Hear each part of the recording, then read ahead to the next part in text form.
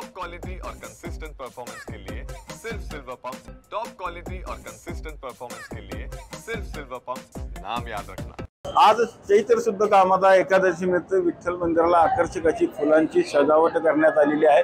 आपण बघू शकतो की हा विठ्ठलाचा गाभारा आहे। आज पहाटे बरोबर 2:30 वाजता विठ्ठलाची जी नित्यपूजा आहे ती मंदिर समिती सदस्य शिवाजी महाराज मोरे तर रुक्मिणीची जी पूजा आहे ती लेखापाल आनेच्या यांनी सपत्नीक केल्यानंतर खरं तर या यात्रेला खरं सुरुवात झाली होती। आपण बघू शकतो की नित्यपूजा झाल्यानंतर विठ्ठलाच्या दर्शनाला देखील सुरुवात झालेली आहे। आज जवळपास 3 ते 4 लाख भाविक पंढरपूरमध्ये तर दाखल झालेले आहेत। विठ्ठल दर्शनाकरता जवळपास 6 ते 7 तासाचा देखील कालावधी लागत आहे।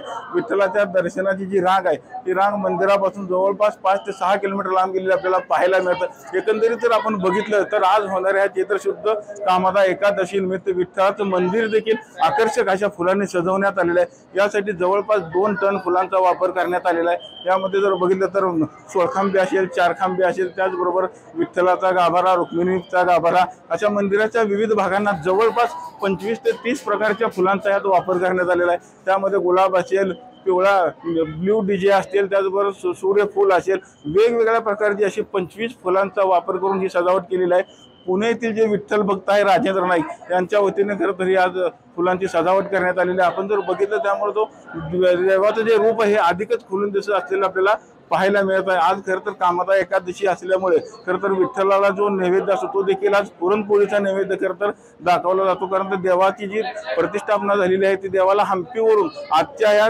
शुद्ध एकादशी दिवशी पंढरपूरमध्ये प्रतिष्ठापना केल्यामुळे त्या आनंद प्रीत्यर्थ आज विठ्ठलाला खरं तर पुरणपोळीचा नैवेद्य दाखवला असतो। राज्यभर खरं तर एकादशीचा उपवास केला जातो, मात्र विठ्ठलाला जर आपण बघितलं तर आज पुरणपोळीचा देखील नैवेद्य दाखवला जातो। एकंदरीत आज सगळ्या संपूर्ण पंढरपूरमध्ये हरिनामाचा जयघोष आपल्याला काही ऐकायला मिळत आहे। मग महाद्वार परिसर असेल, चंद्रभागेचं वाळवंट असेल, प्रदक्षिणा मार्ग असेल, संपूर्ण पंढरपूर शहरामध्ये हरिनामाचा जयघोष देखील आपल्याला काही ऐकायला मिळत आहे। एकंदरीत संपूर्ण पंढरी नगरी त्याचा गजबजून गेलेली आपल्याला पाहायला मिळत आहे। आणि आज असलेल्या या कामादा एकादशी निमित्त विठ्ठलाचं मंदिर आकर्षक फुलांनी सजवण्यात आलेलं आहे।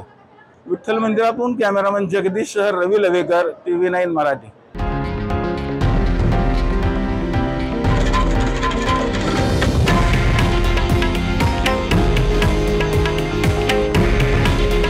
हे आहे देशातील नंबर 1 न्यूज नेटवर्क आणि आपण पाहत आहात TV9 मराठी। काळजी तुमची, हित महाराष्ट्राचं।